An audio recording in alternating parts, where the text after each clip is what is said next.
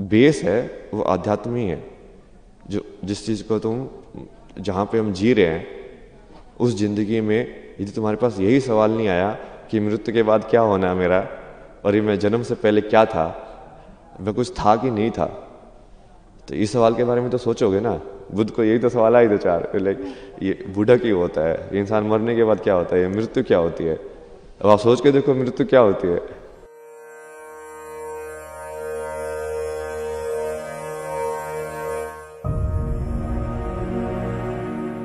সংবাদের শিরোনামে থাকা মহাকুম্ভে ভাইরাল আইআইটি বাবা বহিষ্কৃত।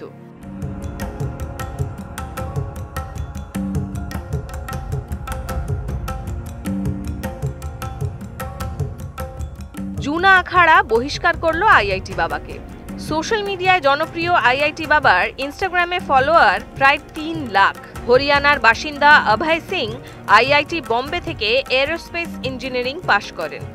পরে তিনি আধ্যাত্মিক পথে পা বাড়ান। মহাকুম্ভ মেলায় লাইমলাইটে আসেন তিনি। কিন্তু হঠাৎ কেন জুনা আখাড়ায় ঢোকা নিষিদ্ধ হয়েছে তার? মহাকুম্ভ মেলার জুনা আখাড়ার ১৬তম মাদি আশ্রমে থাকছিলেন তিনি। আর এই আইআইটি বাবার বিরুদ্ধে আশ্রমের শৃঙ্খলা ভঙ্গ করবার অভিযোগ উঠেছে। আশ্রমের অভিযোগ মিডিয়ায় প্রচার পেয়ে আইআইটি বাবার মন বিক্ষিপ্ত হয়েছে। গুরু মহন্ত সোমেশ্বর পুরীকে অশ্লীল ভাষায় আক্রমণ করারও অভিযোগ উঠেছে। এরপরেই জুনা আখাড়ার শৃঙ্খলা রক্ষা কমিটি পঞ্চপরমেশ্বরের বৈঠক হয়। আখাড়া থেকে বহিষ্কৃত হন আইআইটি বাবা। জুনা আখাড়ার এক সন্ন্যাসী জানান, আইআইটি বাবার সঙ্গে আমাদের কোনো সম্পর্ক নেই।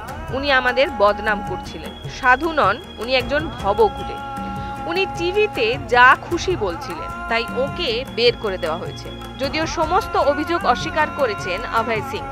আইআইটি বাবা বলেন, তারা ভাবছেন আমি বিখ্যাত হয়ে গেছি এবং আমি তাদের সম্পর্কে গোপন তথ্য প্রকাশ করে দিতে পারি। আমার ভাগ্য আমায় যেখানে নিয়ে যাবে আমি সেখানেই যাব। কুম্ভ মেলা নিয়ে আরো লেটেস্ট আপডেট জানতে চোখ রাখুন নিউজ 18 বাংলার ডিজিটালে।